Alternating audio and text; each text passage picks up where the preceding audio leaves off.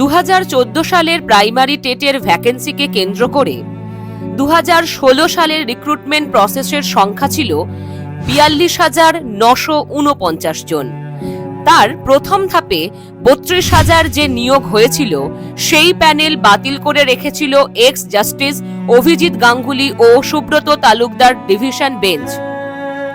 এই মামলাটি এখন বর্তমানে আছে অনারেবল জাস্টিস সৌমেন সেন এবং অনারেবল জাস্টিস মিত্রদাস দের আন্ডারে বিশেষ ডিভিশন বেঞ্চে। এই মামলার কারণ হিসেবে দেখা যায় কাট অফে কারচুপি ও দুর্নীতির অভিযোগ।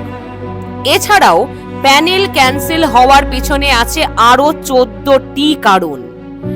এতদিন পশ্চিমবঙ্গ প্রাথমিক শিক্ষা পর্ষদ নানান অজুহাতে নিজেদের জালিয়াতি ঢাকার চেষ্টা চালিয়ে গেছে, তবে এবার সেদিন শেষ। আমি বলছি এখনো এসএসসি হয়েছে, প্রাথমিকের ওএমআর গুলো সব চেয়ে নিন।